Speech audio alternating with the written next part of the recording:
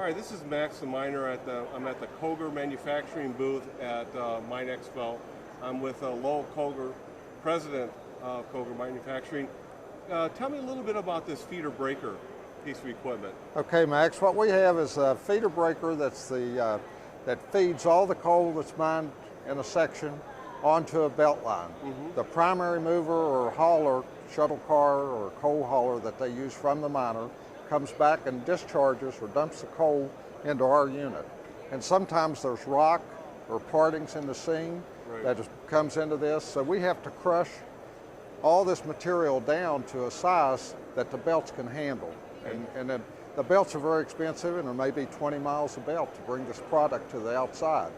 So our unit receives all the material from the shuttle car and then feeds it onto the belt line to take it outside. Okay. And so we have a big chain conveyor, a heavy duty chain conveyor that pulls the material back beneath a single roll crusher.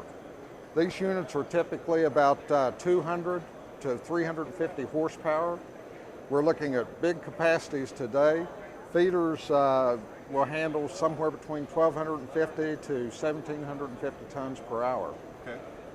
So we don't get that backup of material. We want to get it outside and onto the belt, let it move its way out to be prepared and processed and shipped to the end user. Okay. So we can talk a little bit about the crusher drive if we'd like onto the side. All right, great. The unit is mounted on a crawler drive system. So as they advance and the mine goes deeper into the coal seam, this machine moves up as well. And then they move belt behind the machine. Okay.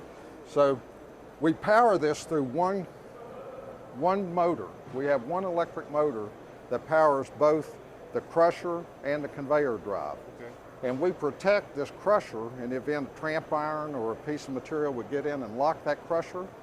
We want to protect the motor in this drive system, so we use a PT Tech torque limiter between the motor and the reducer.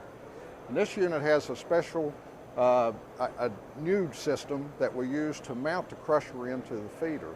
The crusher, of course, is a heavily used item. We have to replace bits and cutting tools on that crusher. So we have a system here where that can be bolted loose, and you can remove the crusher and replace it with a new one, much easier than the old systems. It's a direct drive reducer, there are no chains, and the PT Tech unit has done an excellent job for us in protecting the motor and the electric drive. Okay. The electric motor that drives the crusher is a double shafted motor, and on the opposite end we drive a hydraulic pump that in turn drives our conveyor. And we use those same hydraulics to work the tram system. This unit is stationary when it's operating. The cars come back and dump onto it, and of course we discharge from this end onto the belt to move the material onto the outside. All right. And the frame is very heavy. Of course, most mining equipment is really heavy duty, but there's a lot of 2-inch plating used up in the front end where it receives material. All the conveyor deck is at least 1¼ inches of steel throughout. This machine weighs over 80,000 pounds. So this is a very important piece of equipment for the mining operation. Without it, we would not be able to extract coal from the mine. Absolutely. This unit is like the belt line. It's part of the belt line. It's one of the few things that could shut down the mine. You have to have belts, you have to have ventilation, but if they lose power, you know, that's the things that would shut down an operation. So our unit is normally 97, 99% available. Okay. And we're working on new systems to alert the operator when he needs to do maintenance or change certain pieces on the machine, so they can do that in a scheduled manner to keep this thing running. Okay. Well, I appreciate your time this morning, Lowell. Thanks a lot. Yeah, thank you, Max. Okay.